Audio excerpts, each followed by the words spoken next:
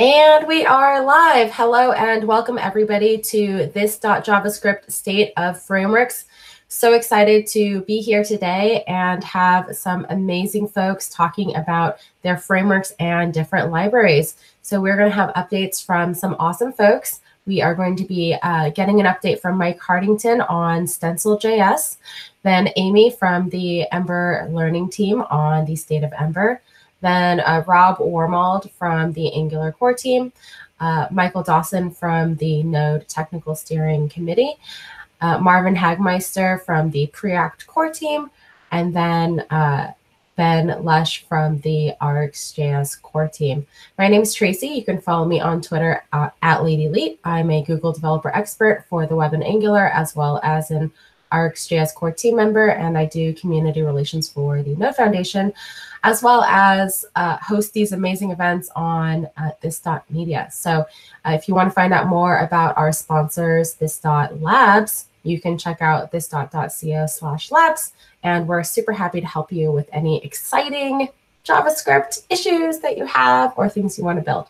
So with that, I'm super excited to present our first person, Mike Hartington, who is a developer advocate at Ionic, as well as going to give us an update on the amazing Stencil.js. Cool. All right, let's get into it. So I don't have any slides. I'm just gonna kind of ramble for a few minutes just on some ideas that we have with Stencil. So yeah, for those who don't know, Stencil is essentially a tool chain for writing web components at a higher order level that can compile down to vanilla web components.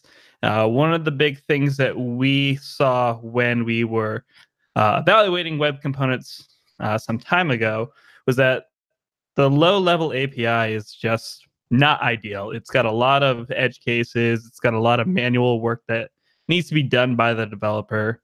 And overall, it's just not as intuitive as working with, say, a framework like Angular's component model, React's component model, or Vue's component model. They have a lot of helpers that make that a much better developer experience. But we wanted Ionic core components to exist as standalone web components. So that way we can integrate with any framework and no framework at all. So we spent some time and we wrote Stencil as a compiler.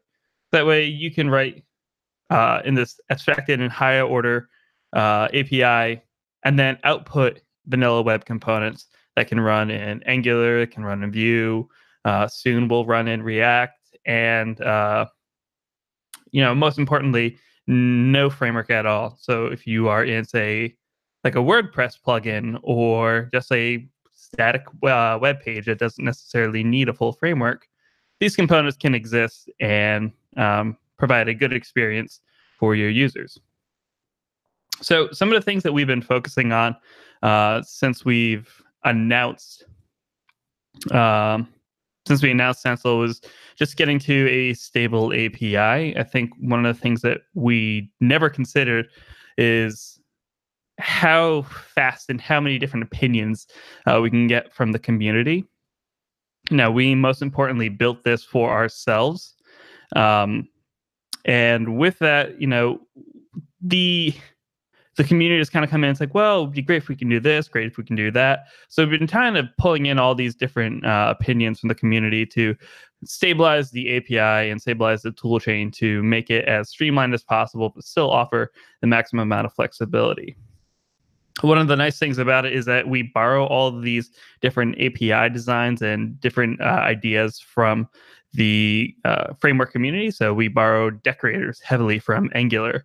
And their component model of how you say, here's the component, here's the tag, and here's associated styles, render functions from React, and this really nice way of having everything be getters and setters for properties inside of the component, borrowing that from Vue. So we've been focusing a lot on getting these component APIs stabilized and getting everything to a really good place. And really our big test is inside of Ionic 4, which is probably the first major toolchain or component library built with Stencil that extends, 100+ components. It really kind of shows what you can do with web components. So far, it's working really well with Angular and the Angular ecosystem. And we are in effort to get it into the Vue community. And then soon after that, we will investigate React as well. But if you want to know a little bit more about it, please leave your questions or check out stenciljs.com. We have great documentation that's actively maintained. So let me know what you got.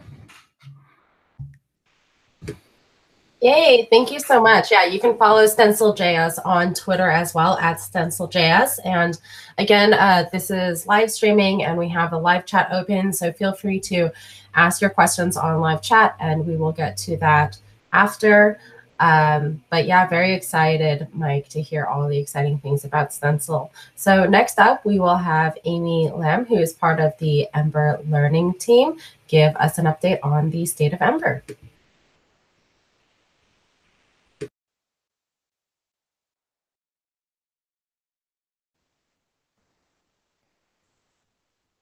Hey everyone, can you hear me? Yep. Great. Hi, my name is Amy Lam, and I'll be presenting the state of Ember.js today. A little bit about me. I am thrilled to be a new member of the Ember Learning core team. I'm an editor of the Ember Times. We are a weekly that talks about what's going on in Ember each week in an approachable way. I work as a senior software engineer at Fastly, basically working to bring an intuitive user experience to the complicated world of caching. And you can find me on the web at Amy R. Lam. Let's start by talking about some of the latest Ember releases. Ember 3.3. To overview, Ember.js is the core framework for building ambitious web applications. In 3.3, the major new feature here in Ember.js is making jQuery optional. We really don't need jQuery anymore. Its level of browser normalization is no longer required. Making this decision was low-hanging fruit with a high impact. Removing jQuery reduces loading time, but also parse and compile times, thus making the total time to interactive faster. Even if the raw number isn't that huge, it all adds up and plays together with other efforts to make leaner Ember builds possible. Accordingly, jQuery was a part of deprecations in Ember. Other deprecations included 3 private unused classes, Ember Map with default, and Ember ordered set. Ember copy and Ember copyable were also deprecated. None of these were used in Ember internals. To overview, Ember Data is the official data persistence library for Ember.js apps, and Ember CLI is the command line interface for managing and packaging apps. Both of these had no new features or deprecations in this release. Next up is Ember 3.4. 3.4 was released as a long-term support or LTS candidate. If you're not familiar with the LTS process, I'll go over it in a short bit. Basically, after 6 weeks, a version will become the latest LTS release. And 6 weeks after that, the prior LTS branch, in this case 2.18, will no longer receive bug fix patches. The LTS channel provides a longer support timeframe, but receives new features less frequently. And these builds we recommend for users who prefer to upgrade roughly twice a year. Now I'll talk about the new features in 3.4. Angle bracket invocation. The main advantage of the syntax option is clarity and handlebars. Because component invocation is often encapsulating important pieces of UI, a dedicated syntax will help visually distinguish them from other handlebars constructs, such as control flow and dynamic values. Another new feature was the custom component manager. This gives add-on authors access to a low-level API for creating component-based classes, which add-on users can reuse and extend components from. In this release, send action is deprecated, and you should now use closure actions instead of send action. The other deprecation is that this is the last version of Ember that will work with the Ember 2 legacy add-on. During the 2.x series in Ember, several deprecations were added with a target removal of 3.0. So this add-on basically added back those deprecations, and the deprecated code that was removed the goal being to allow Ember users to move to 3.0 more easily. And so with the 3.4 release, this will go away, and it was always intended to be a temporary solution to help with the upgrade. Something that's pretty exciting about Ember Data 3.4 is that it's also the first LTS release ever. Ember Data hasn't been on an LTS release cycle before, and it will now follow the same process as Ember. This release, as such, was focused on stability, so just small bug fixes otherwise. Ember CLI is also on LTS. The new features were adding support for Node 10 and adding automatic template linting via Ember template lint. And now into 3.5, which is the current release. 3.5 is a release of Ember with just some small bug fixes. Something exciting is that the codebase itself now uses TypeScript 3.0 internally. With Ember Data, as this was the first release after LTS, they decided to go with something a little more challenging. The new feature is record data. It gives add-on developers much-needed API access with more confidence and stability. Many commonly requested features are here. Improved dirty tracking, fragments, alternative models. It's now possible or easier to implement in add-ons. Ember CLI. With 3.5, you are now using Broccoli version 2.2.0.0. Basically, Broccoli now no longer uses your local.tmp file in your project folder, but the system temp directory instead. As a benefit, build time improvements are up to 32%, and this is a major win for developers. Also, we migrated to Ember QUnit. We were previously using Ember CLI QUnit, which was considered just a small one. Now I'll talk a little bit about the roadmap Ember RFC. This year, Ember made a call for blog posts modeled on New Year's Rust's a call for community blog posts. Ember's been humming along for years with the direction set by the core team. This year, the team invited the community to write blog posts to propose goals and directions for Ember. The content of these posts helped the core team to draft their first roadmap request for comments, or RFC. I'll go over what the Ember 2018 roadmap is all about. There are three main goals: improve communication and streamline decision-making and empower new leaders, finish the major initiatives that we've already started, and ship a new edition, Ember Octane, focused on performance and productivity. The overarching theme of the roadmap is to align the Ember community around a set of shared achievable goals that balance the needs of existing users with the need to grow and support new use cases. We'll expand on the first goal, improve communication. There has never been more time and energy going into Ember, but we've heard loud and clear that the momentum is not as visible as it needs to be. We're going to do a few things to fix this. One is continue to expand and refine the team structure. Open source project management can be difficult than a typical software company. It's also clear to note that Ember is not owned by one company, which comes with its own benefits and challenges. Moving forward, all the official teams will be known as core teams. We also established an Ember steering committee, which will take the lead on community support responsibilities, which typically went with the Ember.js core team. Ember moved to discoverable communication tools such as Discourse. We also switched from Slack to Discord to have unlimited history. Other goals are around automating communication, such as a status board of GitHub, documenting best practices, and investing in mentoring, both through more contributor documentation as well as direct mentorship. Finish what we started. This year, Ember's goals are to ship Broccoli 2.0. This is something that has recently shipped. We're also interested in focusing on the marketing and advocacy of this so that people are more aware of what's going on and having a significant investment in its documentation. Module unification, having this as the default system layout. Glimmer components as the default component API. Native JavaScript classes as the default object model, and native JavaScript modules, including exposing modules in the build pipeline and basically this will allow add-ons to integrate it into tools such as Parcel, Rollup, or Webpack. publishing Ember as NPM packages.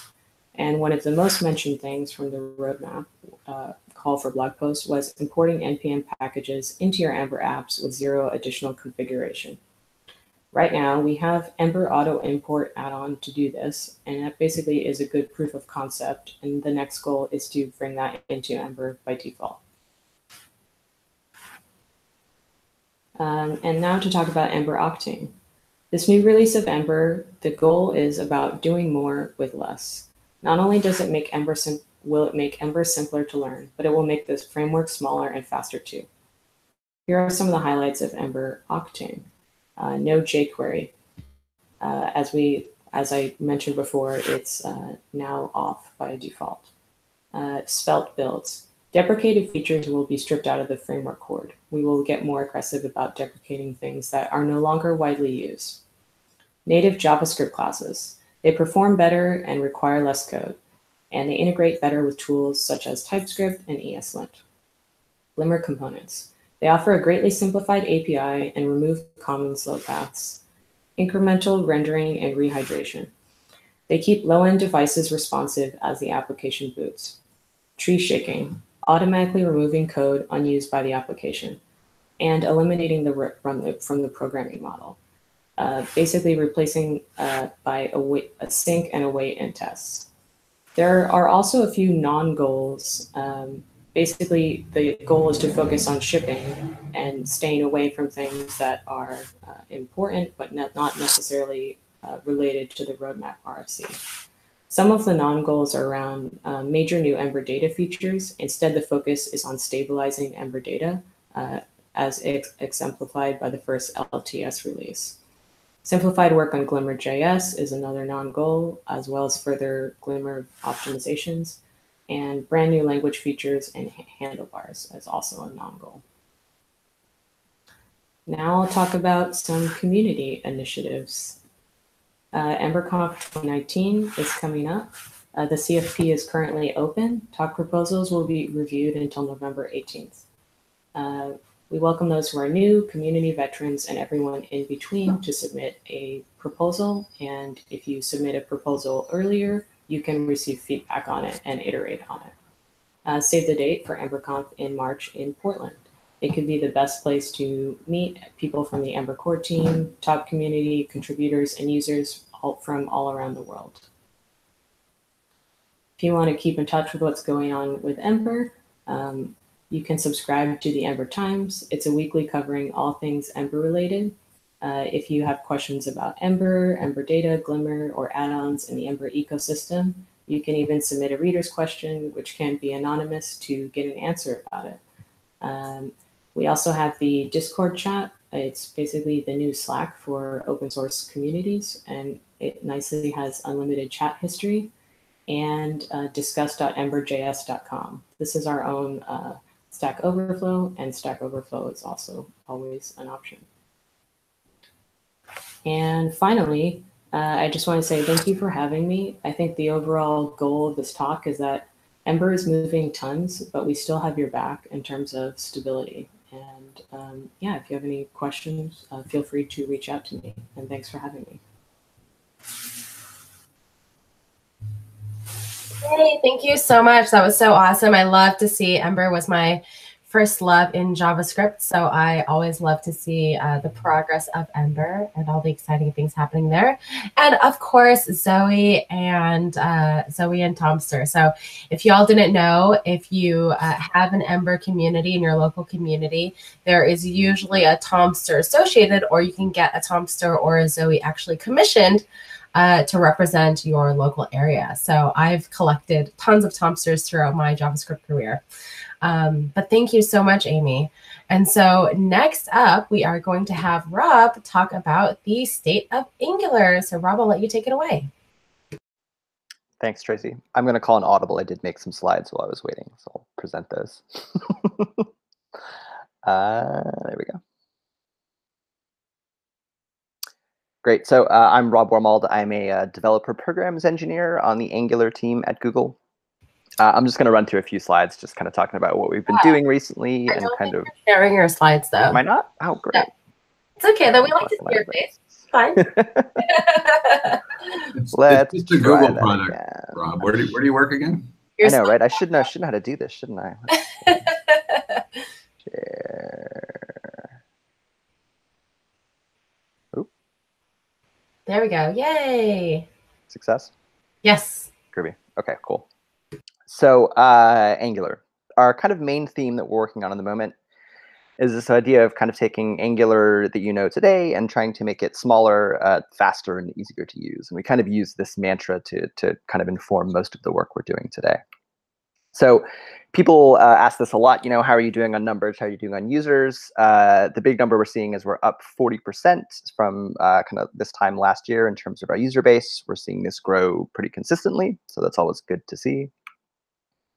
Just a quick note for people that we've now moved the docs for Angular CLI into the main Angular.io website. For a long time, they've been in like a separate GitHub repo, pretty hard to track down. So this has just happened, and now we're kind of unifying all of our docs on the main Angular.io website. So check those out. A couple updates on Material and CDK. So obviously we provide from the Angular team, we provide a number of these Angular Material components. These are just drag and droppable. You can drop in your application, easy to use. We maintain these because both teams, internal to Google and external to Google, use them. So there's a whole suite of really great components, and this is a continually growing list. And then, of course, if you're not super stoked on using like the material styling, then we do provide a lower level set of tools here. We call that the CDK. And typically, these are behaviors rather than necessarily styled components. So it allows you to add in, layout or accessibility or things that make bidirectionality easy. Portals and overlays, making things like pop-ups and drop-downs and things very easy to do. And then these kind of super low-level generic components. So we have like a stepper and a table and a tree, and they're completely unstyled. They just provide sort of the mechanisms to do these complex interactions like tables and trees. And then you're able to kind of take those primitives and drop them into your own components and style your own components using that. So if you haven't used those, definitely check them out. The two new ones that I want to call out are drag and drop and virtual scroll. Both of these, if you've ever done this by hand in a web application, you know that this is not a particularly fun thing to have to do. So these are brand new, drag and drop and virtual scroll. Again, they're kind of early, and so there are a lot more features we'd like to add, but certainly we'd love you to try these out and get feedback. Let us know how these work for you. And of course, if you have a behavior that you keep doing and you think that maybe that's something we should put into the CDK, then certainly reach out to me, and I'd be happy to chat with you about that. So virtual scroll and drag and drop, right? So the virtual scroll stuff, we can really be efficient about rendering lots and lots of rows. You use it a lot like NG4, and Angular is just smart enough to kind of handle the hard work for you. Ditto for drag and drop. It's a very simple thing to set up. So part of my work as a DPE on Angular is obviously making sure that we're doing all the right things for our existing users, right? Making sure we're backwards compatible, making sure we're fully tested and all of these things. But a lot of my work is getting to look towards the future, looking to see how people will be using Angular, what cases we're not covering. So that's a lot of the work that I'm doing right now. Kind of the two themes that falls under is this, our new rendering engine, which I'll talk about briefly, and then Angular Elements, which is the project that I mainly run. So I've said for a long time, and if you've watched me do any keynotes in the past probably year or so, I have this thesis that Angular is really very good at the main case we were designed for, and that's these kind of big enterprise, if you like, single-page applications, right? That's something we're good at, so we're tested for. That's what we're paid for by Google, right? That's what we've been doing for a long time. But of course, a lot of our developers want to do things that are not necessarily gigantic single-page applications, and that that could be as simple as having a blog site. That could be as simple as having your website. Mobile devices. There's a number of cases that people build web applications that are not these big SPAs, and so we want to make sure that Angular is the right tool. We don't want you to have to choose between using Angular for SPAs and dropping down to something else, or doing it by hand if you want to build a website. So increasingly, we want to make Angular flexible. We want to make it lighter weight so you don't have to choose. And obviously, we've been working on Angular Universal, which is our server-side rendering platform, for quite a long time. So that's out in the world and ready to go. We're actually using that at Google, which I'll talk about in a second. Obviously, optimization, lazy loading. So one of the great things about being an Angular developer is that as we're continually optimizing the framework, you more or less just recompile, and any optimizations or tweaks that we've added to tree shaking and lazy loading, you kind of get those for free. So I think the number that I saw the other day was that 18 months ago, an Angular application out of the box was 250K, and 6 months or sort of 6 months ago, that number was down to like 140K. So there's this continual improvement, but we want to do an even better job on that to make sure that people can use Angular for whatever they want. And then, of course, my project Elements, which is about really being able to take Angular and use it in environments where it may not be Angular owning the page. If you've got legacy web applications, you've got just a simple website. This allows you to take the power of Angular and really turn it into a web component, as Mike was talking about earlier, and then use those in any context that supports web components, which we think is pretty cool. And then this new Ivy renderer. And so the Ivy renderer is basically a rework of the rendering engine inside of Angular. You can think of it a lot like sort of Ember's Glimmer, or not exactly React's Fiber, but right, we want to maintain the top level public API, but again, evolve how Angular works under the hood. And the Ivy renderer is really designed around that idea of making Angular smaller, making it faster, and making it easier to use. So Elements, if you haven't seen this is just this idea that you can take an Angular component, publish it effectively as a web component, so it is exported as a web component. This means it works, as I said, in any environment that speaks DOM. You could drop this into a Preact app, you could drop this into a Stencil or an Ionic app, and vice versa, right? So it really allows you to use Angular in any context, in any environment. They bootstrap themselves. This is really good for doing complex things that are rendered by the servers. If you've got a CMS that's building dynamic pages, using Elements allows you to really, really simplify how you do that sort of thing.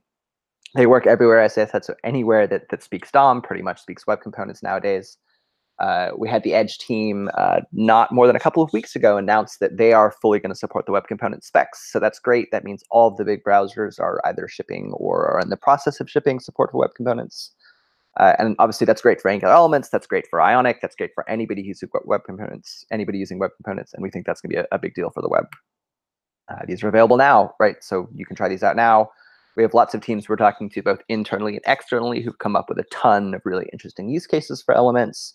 And we're aggregating a lot of that feedback into the next version, which I'm working on right now. The Ivy renderer, just a brief note on this. So this is this idea, again, of making Angular much smaller, and we'll talk about how much smaller, faster. And that is, like, we want you to be able to have a dev experience that's incredibly fast. You shouldn't have to wait a long time for your code to recompile. So we've done a lot of work in optimizing the tool chain. And then obviously we want to make debugging really simple.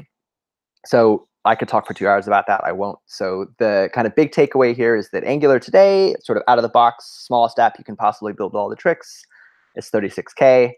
Brad set us a goal of getting that under 10K. As of last week, that number's about 2.7K for a Hello World Angular app. Obviously, we realize that very few people build simple Hello World applications, but we feel like this is a fairly good measure of sort of the pay-as-you-go nature of Angular. That is, we want to make sure that you only pay for the features you use, so your users are not paying, for a bunch of features that they may be using in their app. So again, this allows really us to think a lot more broadly about where Angular goes, to make it more flexible. And again, we don't want you to have to choose, right? If Angular is 2.7K, it should be a no-brainer to add an Angular-based functionality to your website, right? We don't want you to have to make that choice. Of course, this is backwards compatible. This is a big deal for us. So, the idea of the Ivy renderer is that we'll add a bunch of new capabilities, but you will not have to touch your code base at all, is what it's looking like so far. So this will be backwards compatible with all of the projects that you've already written today. And we do that, of course, because we have all of these projects like Firebase and Google Analytics and Google Express. At Google, we have to help maintain. So when we break these APIs, it's up to us to fix them. So we make a lot of effort to make sure that we're backwards compatible on these things. So where we're at the moment, we've written the Ivy runtime. It's more or less done. It's been done for the past month or so. And the template compiler is just slightly behind that, right? So you need to make sure that your runtime works so you can build a compiler that targets it. We're right about at the end of that compiler process. And so now we're working on our verification steps. So we've got something like 600 targets at Google. And so we will make sure that we can basically flip the switch to turn Ivy on inside of Google, that it doesn't break any code without rewriting any of it. And that gives us a fairly safe bet that we can ship that to the open source community and have that same sort of non-breaking effect. So we're in this verification process now. I think this is literally starting this week. And so obviously that may take 3 days, that may take 3 weeks, that may take 3 months. We don't really know yet, but so far so good. Doesn't look like anything too crazy is happening. And so we should expect to see this sometime near the beginning of next year. So we're pretty close. Let's see, Angular at Google, just a couple of notes about this. People ask us a lot, like, is Angular used at Google? Why don't I see it being used on Gmail, this, that, and the other? So Angular was first kind of made official at Google in 2010, right? It's 8 years ago now, by this guy, Urs Holze, who's the kind of tech lead for the entirety of Google. He's probably got a more important term than tech lead, so I'll probably get in trouble for that. We came up with this really cool thing, and Urs has sort of said to us 10 years ago, you're liars. You can't build a thing like this. You can't build a project like Angular. It'll never work.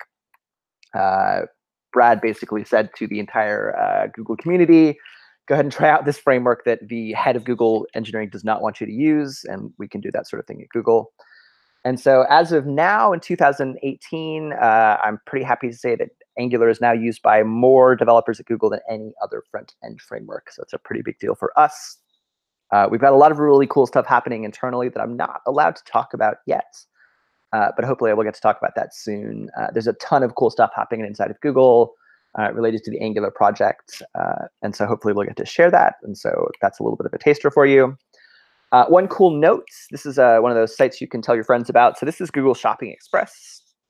This has been an Angular application for a while, but we've just turned on for the first time server-side rendering with Node inside of Google. So Shopping Express is the first project inside of Google to use Node and Angular server-side rendering. We have learned a ton from this effort. A lot of what we've learned from the Shopping Express effort is getting rolled back into the Ivy rendering platform.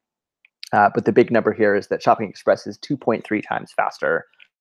And again, this was just with turning on universal rendering inside of Google. So that's a pretty cool thing. And again, we've learned a lot. We expect to apply those learnings to the open source community. That's probably enough talking for me. So thanks for listening.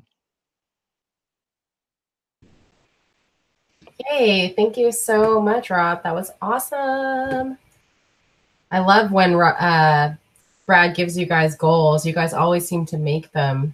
So I hope you got him to, like, I don't know. Was it last time he said he would bake a cake for everybody or something? Yeah, he typically just basically inspires us with baked goods. So that's typically how we get work done on the Angular team. Making something else, guys, this time? Yeah. I don't know. We continue to take the cake, so I think he'll continue to give us the cake, but we'll see how it goes. Nice. That's awesome. Well, hopefully the cake keeps getting better, you know, and hopefully not smaller. It's like as the bundle size gets smaller, the cake gets bigger, you know? Exactly right. Okay, well, very cool. So I wanted to go ahead and slide in then to Ben Lesh giving an update, who is one of my fellow core team members and also the author of RxJS 5 and above. And Ben, I will let you go ahead and take it away. Oh, thank you very much. Can everybody hear me okay? Yep. Good, good. All right, let me share my screen. All right. A little pop up there. All right. So present. All right, this will be pretty quick. RxJS, as everyone here knows, is not a framework, but it's used with Angular. Clearly, it's probably the most popular way it's known. But we also get used with a lot of other frameworks. It gets used frequently with Preact, sometimes with Ember. It's used in a lot of applications that people use every day that have nothing to do with Angular. For example, obviously Netflix, which was where I used to be.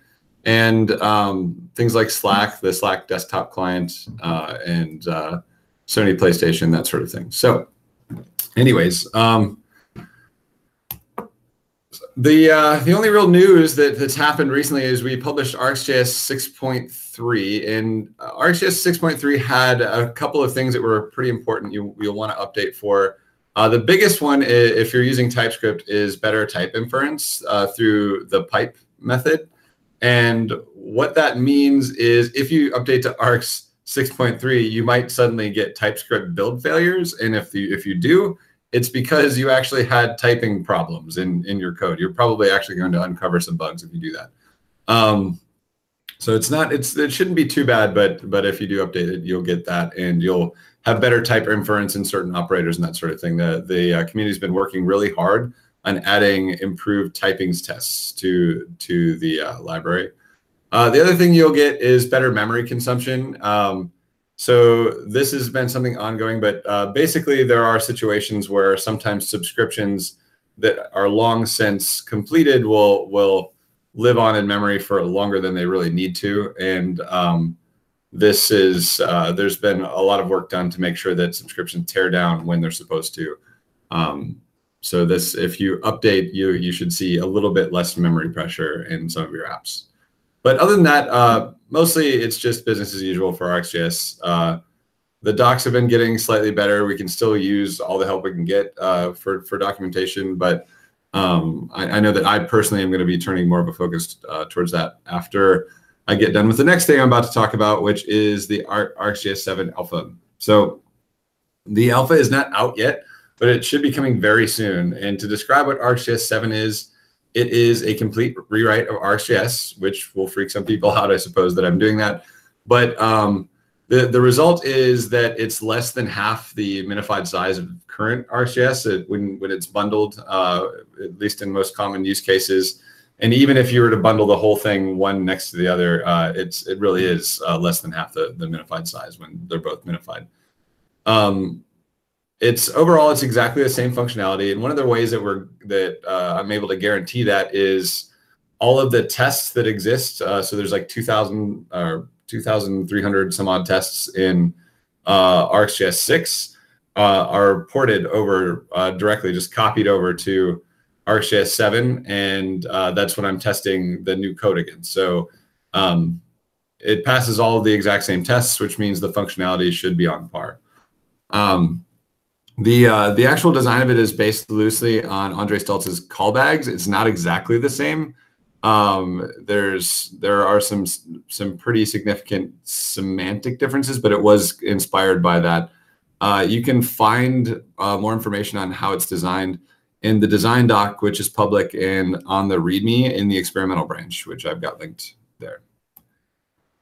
So just to give it an idea of the size improvement, there was like a while back, I actually took an Angular CLI Hello World app from it was maybe a month or so ago, and just spit it out, and I looked at it in Source Map Explorer here.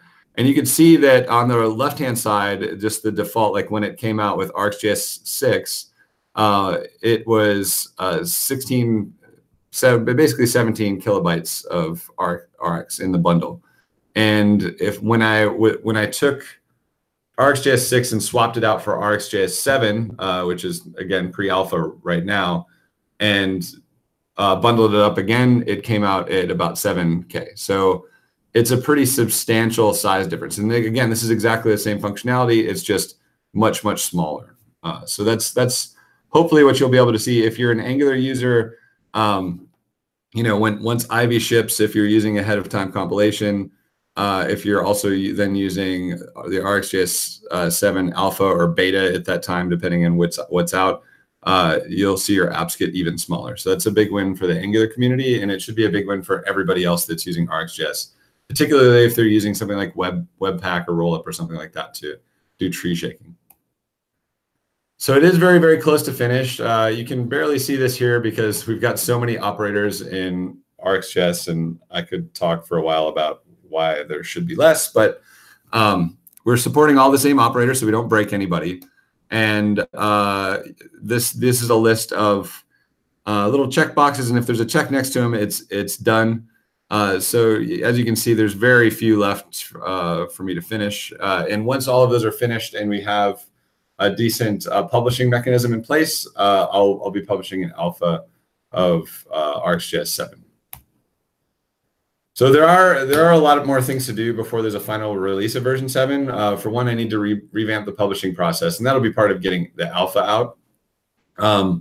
But there needs to be additional performance testing. So we already have performance test suites, but they need to be kind of revamped and modernized to actually test, I think, more realistic scenarios and see how it stacks up against the previous versions of RxJS, and make sure that we're doing everything we can to keep things small. The new design should have a lot less memory pressure than the other one did because of how it's designed. And again, you'll have to look at the design documents to know about that. But other things are, we're going to want to update documentation for various operators where we have known deprecations that have been around for almost a year now.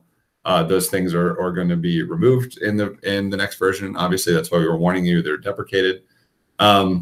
And we also want to make sure that we did what we did last time, where we have backwards compatibility library if there's any that's required, like we did with RxJS compat, and any sort of code mods that might help you update if there's any possible breaking changes, which everything's being tracked, and there shouldn't be very many at all. But if there are any, it's really important to us that we have a TS-lint rule if you're using TypeScript that'll go through and transform your code and update your code from RxJS 6 code to RxJS 7 code automatically. So we did that last time, and it was a big hit for those that found it. There's some people that did not realize that that was an option, but that you can do that if you're migrating from RxJS 5 to 6. So that's really it. That's all I've got for RxJS. It's pretty straightforward. I'm really excited about getting RxJS 7 out. I've been working pretty hard on it. So I'll be grateful to get that out into an alpha and start getting some community feedback. Thank you, Ben. I always love hearing. It was really funny. I think one of the first This.Javascripts we did, it was like 3 people were doing rewrites of the different library. So everyone was just like, and we're rewriting, and we're rewriting. But it's so awesome to hear. And obviously you should be getting most of that cake, because I think with Rob's goals of Angular, you're at least helping by 7K, right? Right. I don't need any cake. Maybe if they gave out like steak or something, I would be protein bars or something. Yeah, protein bars. I'll do it for protein bars. Protein cake. Yeah. Well, I'm really excited next to have Michael Dawson, who is one of the leads on the technical steering committee, talk about updates on Node. And the Node community has had such really amazing things going on as of late. When we just finished the Node+JS Interactive, and we just had Collaborator Summit. So Michael, why don't you take it away? Really excited. Okay, thanks. Whoa. I'm just sharing my screen, so just give me a second. Oh, crap.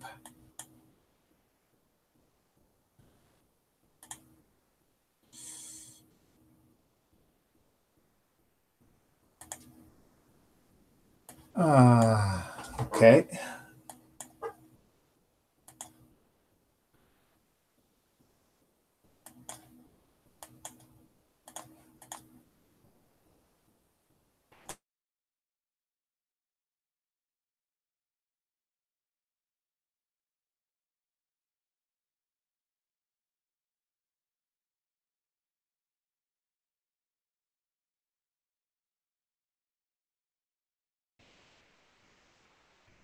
Oh no, did you freeze?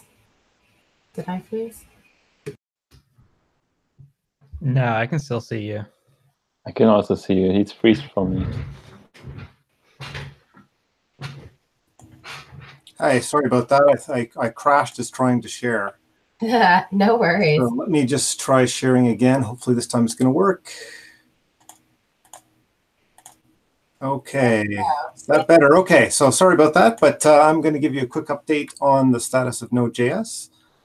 First, a little bit about myself before I get started. I'm Michael Dawson. I'm one of the Node Technical Steering Committee members, as well as a member of the Community Committee and active in a large number of the different working groups. I'm also the IBM Node.js community lead, so I get to do a lot of interesting things with Node.js at IBM as well. For example, I've helped to port V8 to our platforms, working with the teams that do things like provide module insights, which is a site to help people select their modules, as well as teams that do things like provide tools to quickly build REST APIs through Loopback 4. And if you want to contact me or have any questions afterwards, you can reach out to me through Twitter or LinkedIn and so forth. So to start, I'll just talk a little bit about some of the releases. So yeah, we've had a lot going on, with our Collaborator Summit, Node+JS Interactive, but we're also, October is the month for releases for us, or for some important releases. So we just had Node.js 11 become our next current last week. And if you're not familiar, Node uses a sort of current and LTS approach where every 6 months we issue a new major release, which is our current.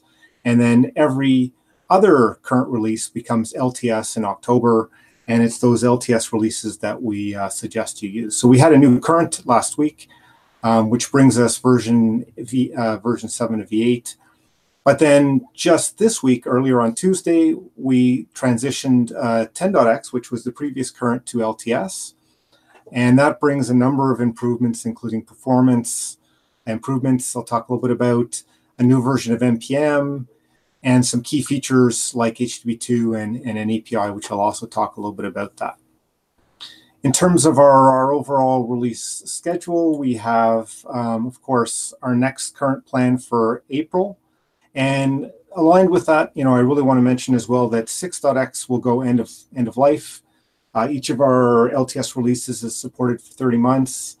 And so 6.x, goes to the end of life in April 2019. So if you haven't already started to think about how you're going to transition, now is a really good time to start that process.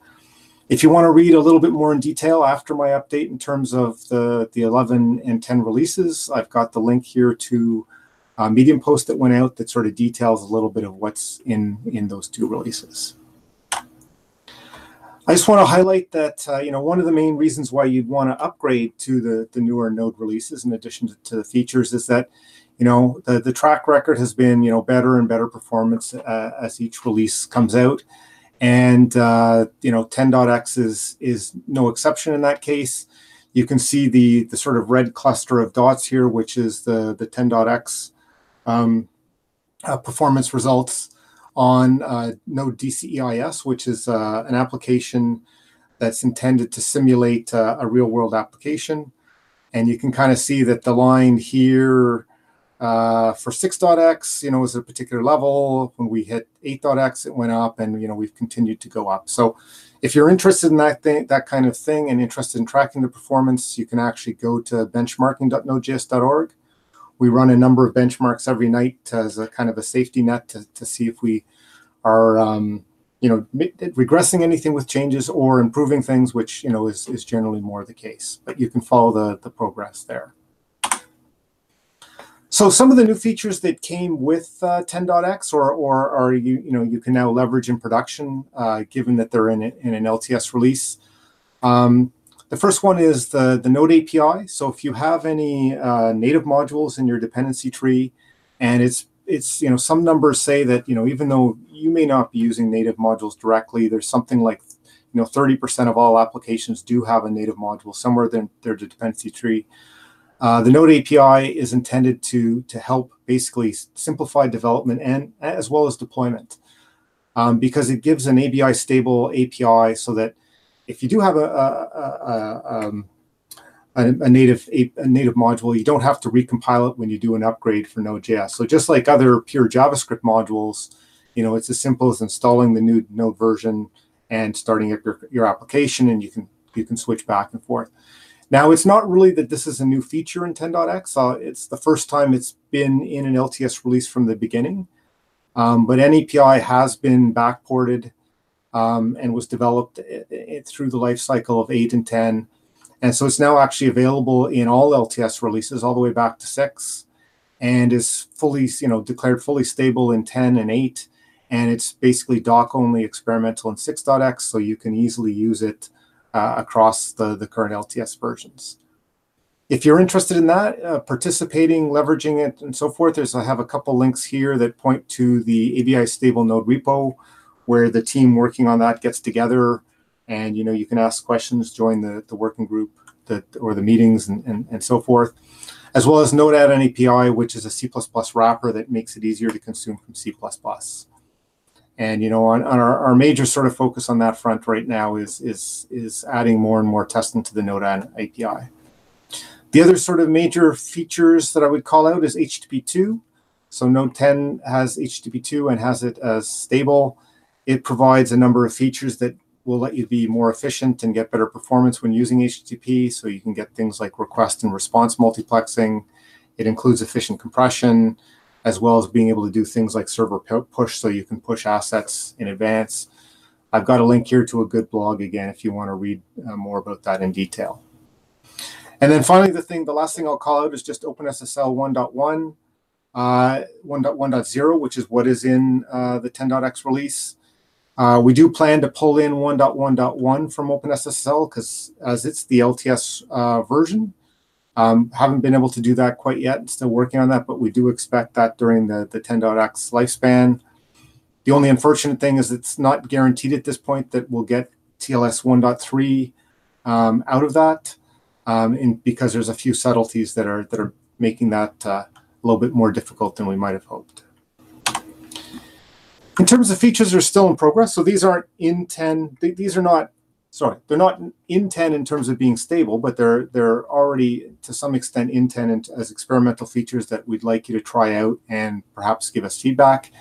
The first one is workers. Node does very well with its single-threaded event loop, but there are some use cases that we believe might be helped by having additional threads, and sort of following some of the work we've seen in the browsers of introducing an API where we can start new threads to do some work. We have an experimental implementation of workers, thanks to Anna.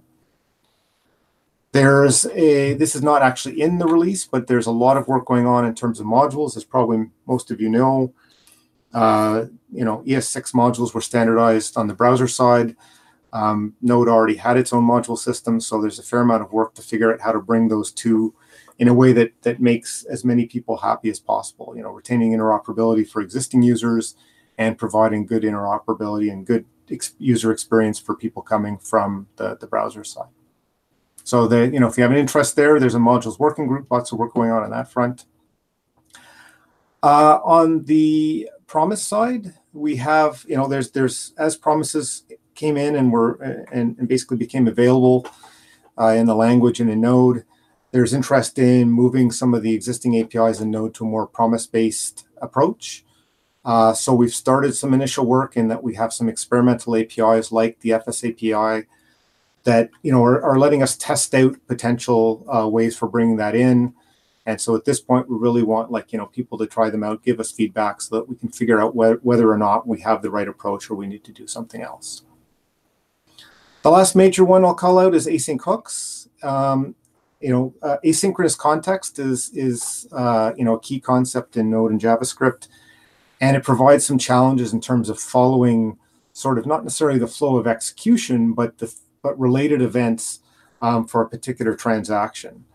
And async hooks is an API that's experimental in 10 and in core, and it gives a way that you can register for events and try and stitch together that asynchronous context. One of the things that's been done recently is to look at the formalization of terminology. What we discovered is that it was a bit hard for us to decide whether we had the right abstraction, the right API, because we didn't have a good common shared terminology to be able to discuss and reason about it. So one of the things that Mike Kaufman has been working at from Microsoft is to write a formalization, and that's in this slide deck that I have the link for. And it's something that we're working on, refining on, and there's even the thought that potentially we can contribute that back to TC39, because really the concept is not specific to Node and more general. And asyncs are already in use and providing real value for a number of users. But I will say, the formalization of the terminology says that, well, we might have some tweaks to do on that front before they come out of experimental. But what I do want to bring out is it's not only about features. There's lots and lots going on within the Node community itself. And it's just as important to sort of highlight some of those things. In this last year, the community committee, we used to have one sort of top-level committee, the technical steering committee. We now have two, the technical steering committee and the community committee, which with the technical steering committee focusing on the technical side of things, as the name says, and the community committee focusing on, sort of building the community, making sure it's easy for people to join and engage, getting out and talking to our users. And, I just want to say that they've really hit their stride this year, ramping up a large number of activities, working groups, and so forth. And, to see these other things that don't necessarily strictly come through in features, we look to our teams, working groups, and strategic initiatives. Down here at the bottom, there's a couple of links that if you want to go and see what those strategic initiatives are, you can take a look at those, and they'll end up being a mix of some technical things and some community-oriented things and so forth. And we have a large number of different groups doing, lots of work around, our build infrastructure, benchmarking, as I mentioned before, with benchmarking.nodejs.org, diagnostics through async hooks, security, mentoring. We've got a big website redesign underway, efforts to reach out more to our end users and users of Node.js so that we can sort of get better information. And really all this work, I can't go into detail, but really it's around building out the safety net, growing involvement in the project, leveraging better information, supporting our end users, and making things easier making things easier for everybody, from making it easier to join to the project and contribute, easier to do CI runs, and so forth. So there's, as an update, there's lots of work and lots of progress on across all of those fronts. And the last thing I'd probably be remiss if I didn't mention is that you've probably seen that on the governance front, they're announced at NodeChase Interactive, there is the intent to explore merging the Node.js and JavaScript foundations. You can read about the details in this first link I provided. The ongoing work is under the Node.js Bootstrap GitHub repo. So if you want to keep up to date on what's being discussed, the progress so far, you can jump into there. And personally, my personal opinion is it's a great opportunity to grow the sort of synergy and opportunity for collaboration between Node and the larger overall ecosystem. And so that's what I had. Thanks for listening.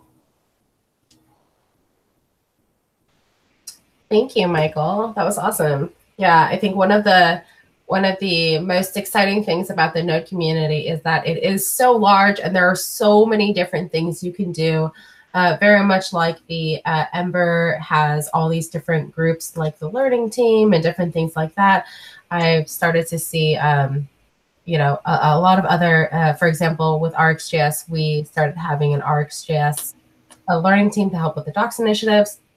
But again, same thing, find something that you're excited and passionate about within the Node community, whether it's the website redesign and helping with that, whether it's modules, whether it's, whatever else. I mean, even just general community initiatives, and there is probably a group for you. I think the other thing I really love about the Node community is that the technical steering committee meetings and the community committee meetings are broadcasted every week or every other week, depending on the actual I guess, organization in a sense. And just watch those and join them. So, there's no barrier to entry, just get involved. And I think that's like that with all communities, but Node tends to have a little bit more of an open, like, hey, we're just going to publish everything online, which is pretty nice. Yeah, I'd say, that's true for all the working groups as well. So really, if there's any area that you have an interest, it should be pretty easy to find the recent meetings, so you can jump in, take a look. And the meetings are open too. Like, we're very, very, very open for people just saying, hey, I have an interest in here. Yeah. Come in, listen, and participate. And so if you have an interest, we'd definitely like to see you come out and help us. I've been trying to convince the RxJS core team to start putting the videos on our core team meetings on YouTube as well, but I haven't convinced them yet. So I should have shared this last one, which is what my last slide, which was like, so what is next for Node.js? And it's about what you come out and help to make it be. So if you want to get involved, definitely think about it. Yeah, I love that. Cool. Awesome. So next up, I wanted to present Marvin Hagemeister, who is going to give us an update on Preact. And Marvin, you are the first core team member I have met that doesn't have an underscore with the Twitter handle. Oh, right. But I've blown past the Twitter limit for characters, so my name is too long. That is very true. Yes. Well, anyways, we're super looking forward to hearing updates on Preact from the Preact core team. Great. Thanks for the introduction. Let me just share my screen.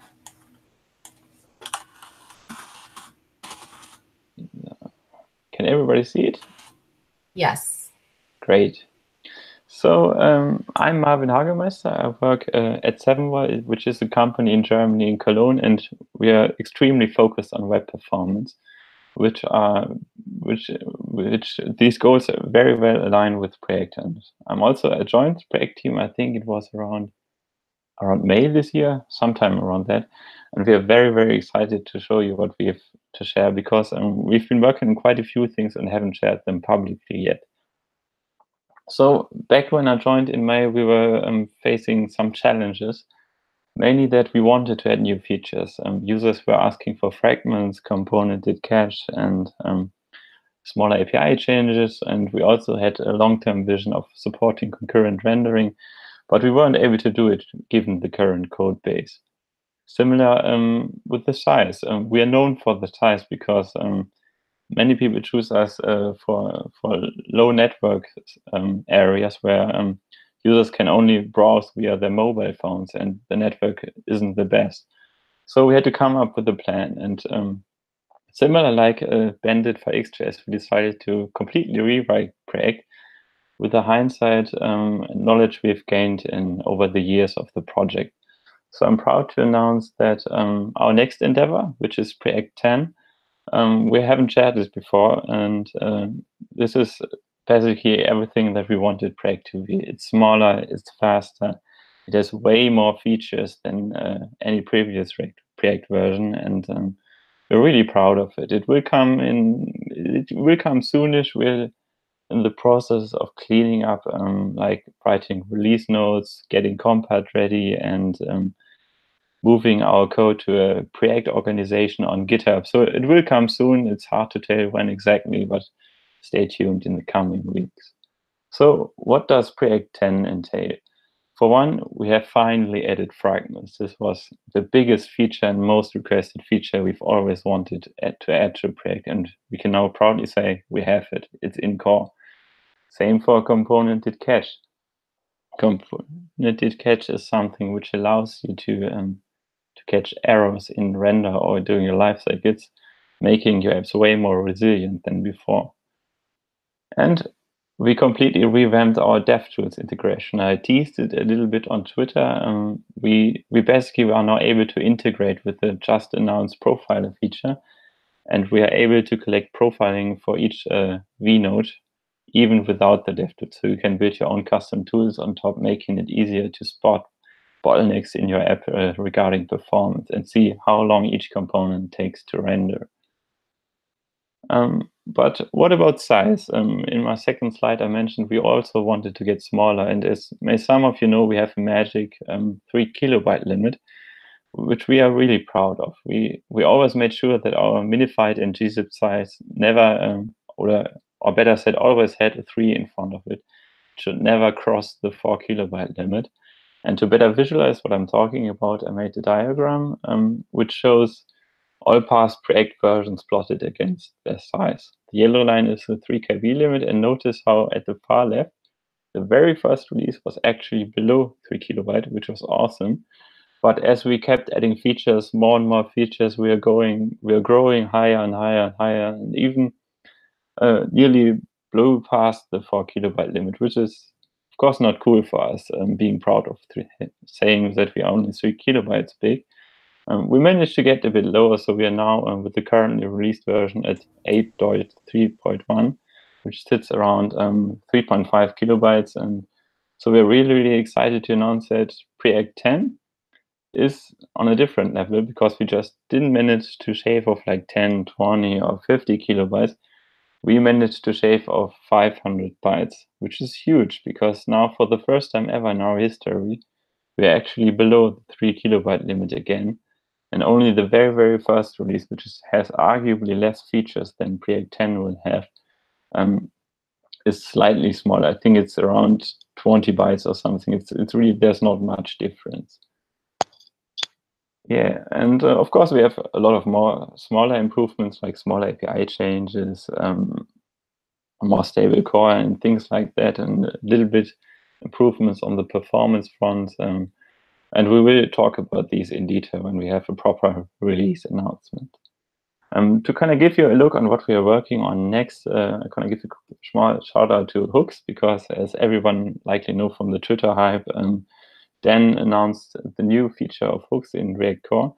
And we immediately got an issue right after his talk, like, when will you add something like this to Preact? And we're excited to say that we have a prototype ready, but it needs to mature a lot to be able to finally release it in the public. It may be that we do a preview release, but we haven't made any decision on that front yet. Rest be assured that that we will add it in a point release. It will probably not in the very first release of Preact 10, but it will likely come later.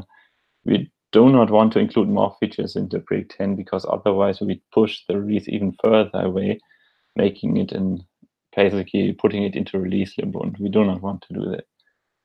Same for suspense and concurrent rendering, which we are really, really excited about, and which was one of the big reasons we decided to rewrite our core. With the new code base, it's much easier to finally tackle these features, and we're currently in the concept phase where we are sharing ideas like how we want to go about this, how do we want to support concurrent rendering, what requirements do we need to change. So we're currently in the concept phase, and stay tuned on this front. It's very likely the next big feature we'll focus on. So we will likely share some discussions on Twitter or on our Slack channel, so stay tuned on that front. And of course, lastly, we'd like to thank our sponsors, because Preact wouldn't be possible without them. So make sure to check them out at Open Collective, where you can donate. And thanks for everyone who donated so far. That's all from Preact.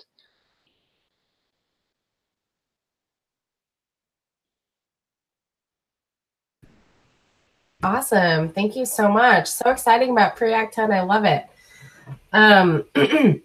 So going into questions, and I thought this was a really fun question from Martin, who is in the live chat. He was kind of what he asked, are there any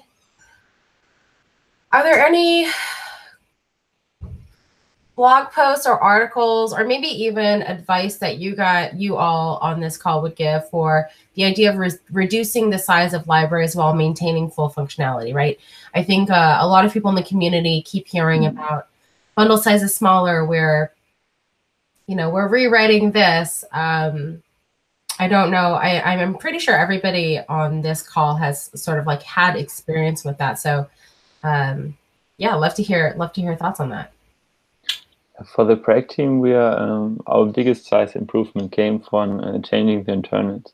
Previously, we were always diffing a virtual DOM node against the real DOM, and had to do some crazy hacks to be able to support not just natural DOM nodes, but also text nodes, and because they have a different API. Our biggest improvements came from diffing against the same data structure, so that we did not have to have that many if cases. This is where our biggest improvement came from with Preact 10. I'm excited to see what the Angular team has to say about Ivy, because I remember they're having similar experiments on that regard. Yeah, well, it's funny because Ben, you were working on Ivy, correct? That's right. I have been working on the Ivy compiler. I'm not the primary person, but I have been contributing to the Ivy compiler recently. And I think the big win for Angular and Ivy is what they're doing is they're really focusing on the tree shakeability of things, which means that you try to have functions that don't have a lot of if statements, where it's like, if this, then do all of these things that you imported at the top. Otherwise, do all of these things that you imported at the top, where now you have this function where you have to import two different sets of things in order to make this function usable, but maybe you're only using it in one possible way. So the idea is that you would have, you try to break your code down into smaller pieces that can be imported individually and imported in what they call a pure way, so they can be tree shaken away if you're not using them. And then you let bundlers like Webpack or Rollup or Bazel figure out what you need and don't need and get rid of those things. And ultimately, while the actual library itself might even be a little larger, like in the sense of like all of the code files that you've got at build time, the bundle size is smaller, which is the big win for people when it comes to like actually using things in the real world, is trying to shake away the stuff that you're not using. Yeah, and kind of add on to that, like looking at approaches using like dynamic imports, which is something that we do internally with Stencil and with Ionic for, definitely helps in situations where you can't avoid having an import, but it's a conditional one. So if the condition is true, you can just let the runtime, like the browser runtime, actually import this module natively and just kind of bypass all of Webpack and all the bundle loaders together. So you can still have all these like modules being imported, but they're only loaded when they actually need to. Right. And keeping a mind to what people actually need too is really key. So in RX 5 and 6, there are situations where there's like, for example, there's from, which is this, it'll be like observable.from is what we used to do, but now it's just from, and you say from, and you give it some array, and optionally you can give it a scheduler. And what happens is a lot of these creation methods have an optional scheduler at the end. And when you look at the code, it boils down to, if there's a scheduler, do this, otherwise do this other bit over here. And really, that's if you look at your code base in your library, and you can see patterns where it's like, given some argument up here, do this if statement, otherwise do this else block, otherwise do this if else block, or whatever. You can actually usually split those different things in your conditionals usually out to different methods that people can call, and those individual methods tend to be smaller. So you increase your surface, your API surface area a bit, but the pieces that people are importing and using tend to be much, much smaller. So with RxJS 7, one of the things that was done was like all of the creation methods, it took an optional scheduler where it made sense. The optional scheduler was no longer a thing. They just make 2 methods, so from and from scheduled or something like that, and it cuts the size of those really commonly used things in half. So a lot of it is looking at what's like actual usage and seeing like, okay, well, what are people using in here and what aren't they using, and what am I including in these bundle outputs? And when you see like a bunch of stuff that it's like, well, I don't know if this really makes sense, then you try to figure out where it's coming from and whether or not you can re-architect things to have those things shaken away by a tree shaker. One of the things that we also noticed at Preact is that it's always when a code base becomes too big that it doesn't fit into your head anymore, that then there are problems with size, because people tend to write duplicated code. And for us, one solution for us was to make the code base so simple and so small that everybody of our team member has the full code base in their head. This helped a lot for us, because I see at work when we are writing front-end apps with big teams, that usually there's always a duplicated function, like small helper function, which do the same thing as the other one. And tree shaking doesn't help in this case because both are imported. I think it's also an organization problem, which we will tackle in the next years.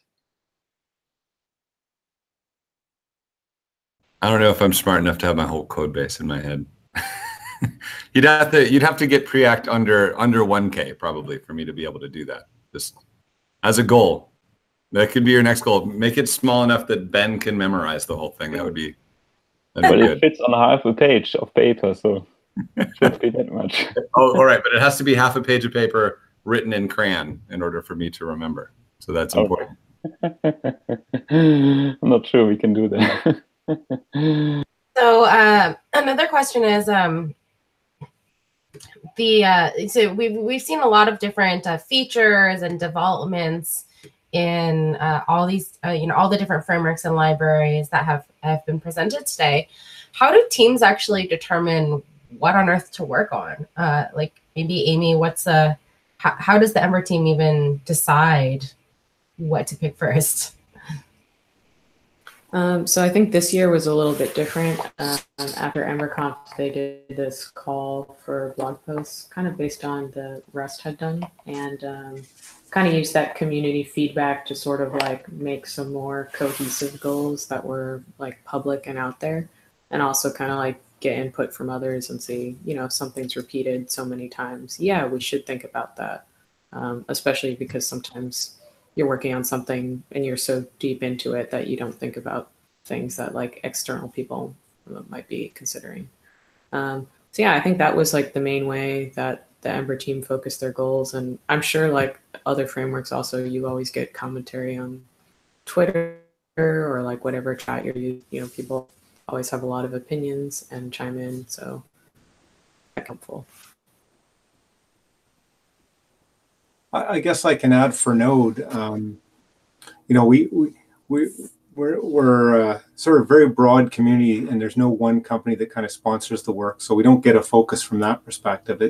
It really comes down to, in the end, what individuals think is important. So if there's a champion for a particular feature or area of work, that makes a big difference in terms of it moving forward. We have taken some efforts this year to start up more of a user feedback initiative so that we can get, you know, better understand and get information about what's important to the people using Node.js. So that will factor in. Again, that needs to be picked up by a champion node to have it move forward. And the other thing we did do is start documenting our strategic initiatives. So although we don't have a roadmap, we always have lots of sort of bigger picture things on the go. And that was one way to sort of document those. And if somebody's coming to the project and wants to help with one of those sort of larger efforts that we think it's important, that's a good place to find them and sort of find out who to talk to get involved. Yeah, it's actually really cool to watch. It's, you know, a great example is Angular Universal. That was started by some community members, and it became a big thing because the community just decided to take it on, and then all of a sudden, you know, you just kind of had to start dealing with it more because everyone was so excited about it. I think it was the same thing with Ember, right? With Ember Data. Like all of a sudden, you know, a community project, and became such a big thing that all of a sudden it became a bigger priority for the core team to be a part of. I think I saw the same thing with the, you know, with RxJS. So, you know, we took on the docs and said, hey, I said, hey, let's take on the docs. And then it kind of took a world of its own. And then the people that started working on it really, you know, made it their own. So Ben, you were saying that RxJS 7 was kind of inspired a little bit by Andre, but that was kind of like Andre said, no, you can't do this, so we're going to do this. Is that right? No, if I had to say what drives, as far as RxJS goes, what drives what I work on, it's usually like an impending sense of guilt. Like because RxJS 6 is done, right? Like it's done. I could set my keyboard down and walk away from it, and it's usable, and it's written in JavaScript. It's going to be usable for forever, for as long as JavaScript remains in a state that it is. But like I do feel guilty when I think about like all the people that are on like low bandwidth devices and like whatever, downloading extra bytes of crap that mostly I wrote. No, a bunch of other people wrote too, but I approved and merged at the very least. And slowing them down or not being able to you know, get the app loaded that they want to use. I feel tremendous guilt over that, and I want to be able to say that I've done everything I can. So in RxJS's case, and the docs situation is the same way. The docs were very poor. They still need a lot of work. They're still inaccurate because some of the actual text in the documentation is outdated and needs to be updated. And ongoing, we still need to make there's a lot of work to be done there because there's people that are still confused. But like, yeah, so with RxJS in particular, the driving force is usually things I feel guilty about. And the Angular team is different. Angular has hundreds and hundreds, if not thousands, of apps inside of Google that are written with Angular, right? So the goals there are going to be driven by not just by internal goals at Google. You know, obviously Google wants to ship smaller apps, and Google wants to build faster apps, and still have people have the ability to build things in a you know, rapid way with nice tooling. So obviously there's those goals, but Angular also is really widely used, like many of these other frameworks are. So a lot of the other goals come from external sources, and we do have a lot of people that come in from other companies that are using Angular to work with our developer relations people, or even work with some of the engineers directly. And because a lot of times they discover problems that maybe Googlers haven't run into yet that we also care about. So the driving force for what Angular needs to be working on, or should be working on, and I probably shouldn't speak for like Mishko or whoever, but I would say personally is more driven by customers who use it, both internal to Google and external to Google. For RxJS, it is driven by what I would call customer feedback, but more informally, it's driven by my own awful impending guilt, the things that keep me up at night. Guilt Ben on Twitter, and he will add it. This library is too big and confusing. I don't understand it, and then I stay up at night thinking about how to make it better. So guilt-driven development. Yes, that's the thing. GDD. So another question is, I see this with a lot of large companies, and I'm sure you have all before seen this, but it'd be good to kind of talk about. So a lot of times, actually even smaller companies as well, they sort of look at these different frameworks and libraries and they say, well, it doesn't do this one thing, right? And what they'll end up doing is, forking it, or sort of trying to write their own homegrown thing to solve their own problem. How can companies drive some of these things? Like, if I just had one feature, I would use this technology.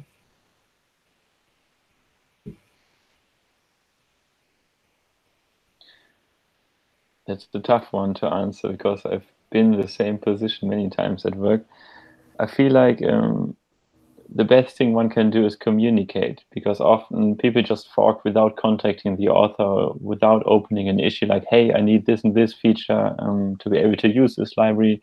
I feel like just starting to communicate would help a lot. And in many cases, the author see the issue and say like, oh, right, you're totally right. I completely haven't thought about this, and edit a few days later. So I think that the first step is always communication.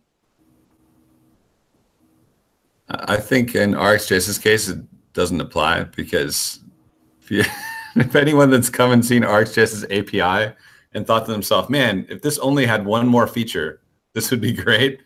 Like, I really don't think anyone's ever done that. If anything, maybe if they're like, if this only had half as many features, it would be great.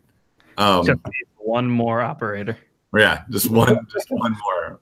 We're missing the all-important scan. Well, that is a very common thing, right? It's like scan, yeah. We need one more operator. Yeah. I think certainly for Node, we're very much the, if you need a particular feature, try and open a PR, and of course it's got to fit into the context and the overall, rest of the picture of what's there. But we're very open to contributions, and if you're going to put the work in anyway, you're going to fork it and do your own thing, it's probably better to actually do it as part of the project. Your long-term cost is going to be way lower doing that. Yeah, I definitely think people underestimate the idea of, well, also don't write, I don't know, 5,000 lines of code and submit a PR and think it's going to get merged, but maybe open up an issue and talk about it a little bit first and see if it's okay to do this, or whether there's an outstanding PR or something, because, there's no guarantee that something will get merged. So it depends on the scope. Sorry. Yeah. I was just going to say my advice there is it's a double-edged sword, right? Like, yeah, it's great to have an issue that's been discussed for a while, but sometimes issues, especially in really big repositories, like if you were going to jump into, say, their React repository or the Angular repository or something like that, sometimes issues just get missed because there's so many of them that get filed. 80% of them should just be Stack Overflow questions. Like it's really, really hard for the maintainers to look at an issue. However, if a PR comes in and in the PR description, it basically defines the entire issue and here's the code, or even better, here's the tests to show what's broken or whatever, then it is liable to get some attention. So it's 50-50, and it depends on the community. I mean, there's some communities that probably would not appreciate the advice I'm giving at all. But at the end of the day, like, you can treat a PR like an issue, but it's just like, here's an issue with a solution. And just be sure to be as detailed as you can, and then be very nice and understanding when the very tired maintainer shows up and is like, I don't know what this is, but it looks like this person talks too much, and they close it and they go on with their life. And then you have to be like, hey, wait, maybe you didn't understand, and be nice about it. And then they'll come back and reopen it and have a look again. Like, that could happen. But yeah, so there is there is a possibility, if you file an issue and you do it in good faith and everything, and it's not getting seen, you could still put together a PR against the issue that hasn't been responded to yet, and even further flesh out your issue in the PR. And that's not a bad way to go, but you still might get rejected if it doesn't align with the project goals or whatever. Yeah, I definitely echo that, in that, you know, if you come with a PR, it shows that you're willing to invest making the change, as opposed to just asking somebody else to do it. And especially with something small, I think in the Node community, at least, that's a much quicker path to, you know, people can look at the code, they can get a really concrete idea, and so it's a faster path to getting things in. I think another thing is, you know, as you're hearing all these pains, for those of you who are listening, you know, if you just want to go through the issues and look at all the old issues, or maybe the issues that could be closed, and comment like, hey, we could probably close this, or something like that, or even help troubleshoot, that is a really great way to just start contributing. And you know, it's always good to start building a relationship. And again, like Michael said, show that you're willing to invest in the community before anything. So any small little things can be extremely helpful. Yeah, God bless people that go through and find that stuff and help out maintainers. That's a big deal. You know, just as long as they're not being pushy or gatekeepers about it either. Like, maintainers don't want to have to deal with that. But yeah, like going through and even helping review PRs, like going through and, oh, look, if you have time and you can go look at code and you can see typos or small bugs in the code, then I mean, that's very helpful. It's helpful to have a second set of eyes. So we had one question online from Sarosh, and he said, I'm a newbie and not quite familiar with Preact. Is the Preact goal to follow React and implement its new features while trying to keep it around 3 KB? The goal of Preact is to be a React-like library, so we're not a one-to-one clone. So we will not add every feature that Preact has, because we have different internals and our performance differs in some areas. So we will not follow in one-to-one, and we still have to be in that size limit. So we cannot add every feature. Like React has this feature called synthetic events, where they basically have their own event system built on top of React. And we just cannot add something like that because we would blow past the size limit. But that said, we do rely on more native browser features.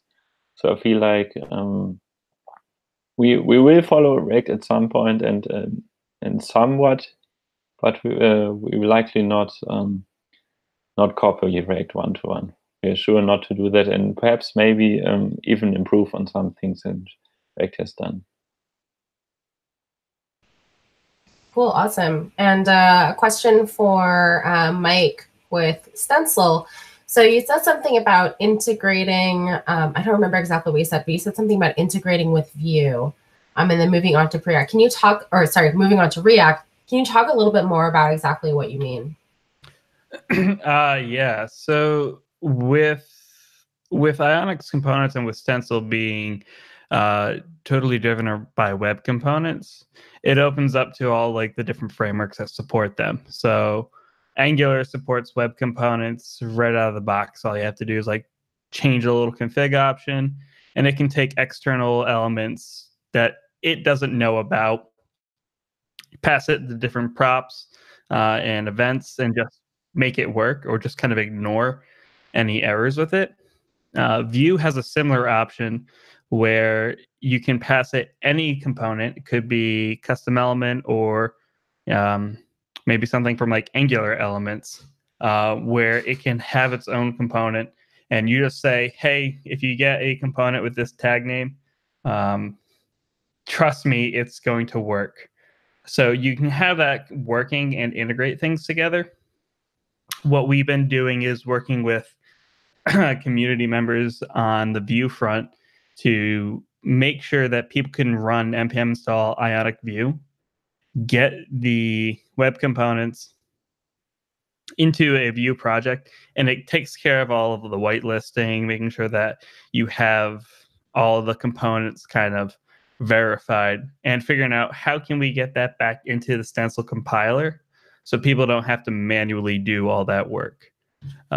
We think that's probably going to be the best way to handle things. So that way it's kind of automatic, and anyone who's using Stencil for their own component library can have access to all that without having to go through the manual work that we have. Cool, awesome, thank you. Does anybody have any questions for their panelists? No? Okay. Well, I think we are basically all set. We answered most of the questions on the chat. Again, you can feel free to finish this conversation or continue this conversation by chiming in with the hashtag This.JS on Twitter, or at messaging this.media on Twitter. All these lovely folks as well are listed on the website, and their Twitter handles are on the website. Again, the JavaScript community is so awesome because everybody's usually nice and welcoming, and if other people aren't, then we try to be. So there's usually somebody nice somewhere. So as a beginner, feel free to come say hi, chat, get involved. There's a place for everybody within the community, and we're super happy that you joined. And thank you again, everybody, and all my panelists for joining us. Thanks for having me. Yeah, thanks. Bye. Thanks a lot. Thanks.